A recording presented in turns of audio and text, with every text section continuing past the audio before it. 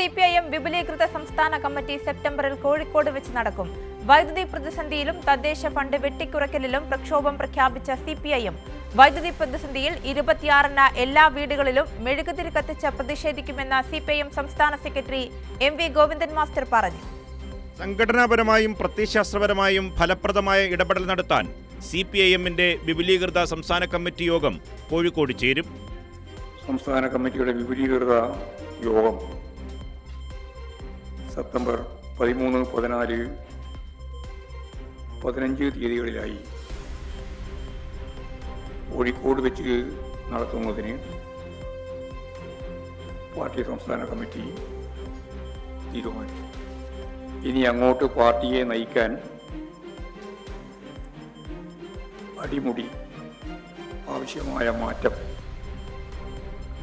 സംഘടനാപരവും പ്രത്യയശാസ്ത്രപരമായ മേഖലയിൽ ഉൾപ്പെടെ വളരെ ഫലപ്രദമായ നിലയിലുള്ള ഒരു ഇടപെടൽ നടത്താനാണ് ഈ വിപുലീകൃത സംസ്ഥാന കമ്മിറ്റി കൊണ്ട് പാർട്ടി ഉദ്ദേശിക്കുന്നത്.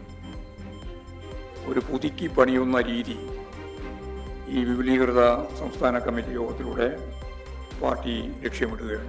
വൈദ്യുതി പ്രതിസന്ധിയിലും തദ്ദേശ ഫണ്ട് വെട്ടിക്കുറയ്ക്കലിലും പ്രക്ഷോഭങ്ങൾ സംഘടിപ്പിക്കാനും CPIM തീരുമാനിച്ചു.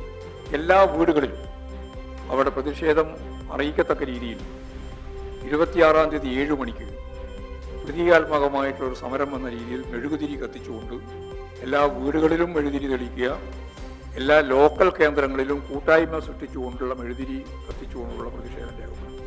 തദ്ദേശ സ്വയംഭരണ സ്ഥാപനങ്ങളിലേക്ക് നൽകേണ്ടുന്ന ഫണ്ട് വലിയ രീതിയിൽ വെട്ടിക്കുറച്ചിരിക്കുന്നു എന്നുള്ളതാണ്. അതിൻ്റെ ഭാഗമായിട്ട് ഈ UDF സർക്കാരിൻ്റെ ഈ നിലപാടിനെതിരായിട്ട് ജൂലൈ 30-ാം തീയതി ജനപ്രതിനിധികൾ സെക്രട്ടേറിയറ്റിൽ മാർച്ച് നടത്താൻ തീരുമാനിച്ചിട്ടുണ്ട്. LDF എന്ന രീതി തന്നെയാണ് ആ മാർച്ച് നടത്താൻ ഉദ്ദേശിക്കുന്നത്. പഞ്ചായത്ത് ഓഫീസുകളിലേക്കും ആഗസ്റ്റ് 1, 3 തീയതികളിലായി ജനകീയ സമരം സംഘടിപ്പിക്കണം എന്നും കണ്ടിട്ടുണ്ട്. സംസ്ഥാനത്തെ പോലീസ് ഭരണം പരാജയമാണെന്ന് 2 മാസത്തിനുള്ളിൽ തെളിഞ്ഞു എന്നും CPIM സംസ്ഥാന സെക്രട്ടറി MV ഗോവിന്ദൻ മാസ്റ്റർ പറഞ്ഞു. 2 മാസേ ആയിട്ടുള്ളൂ അധികാരത്തിൽ വന്നിട്ട്. അപ്പോഴാണ് ഹൈക്കോടതി ചോദിക്കുന്നത് ഇതെന്ത് പോലീസ്? ഞങ്ങളാരെങ്കിലും ചോദിക്കുന്നതാണെങ്കിൽ രാഷ്ട്രീയമാണ് എന്ന് പറഞ്ഞു തള്ളാം. പക്ഷെ ഇതെന്ത് പോലീസ് എന്ന് ചോദിക്കുന്നത് ഹൈക്കോടതി തന്നെയാണ്. കണ്ണൂർ മെഡിക്കൽ കോളേജിൽ വിദ്യാർത്ഥി നിതിൻ രാജിന്റെ ആത്മഹത്യവുമായിട്ട് ബന്ധപ്പെട്ട് അതിന് ഉത്തരവാദിയായ ഡോക്ടർ റാമിനെ സംരക്ഷിക്കാൻ പോലീസ് ഒത്തുകളിച്ചു എന്ന് ഹൈക്കോടതി തന്നെയാണ് വ്യക്തമാക്കിയിട്ടുള്ളത്. കൈരളി ന്യൂസ്, തിരുവനന്തപുരം.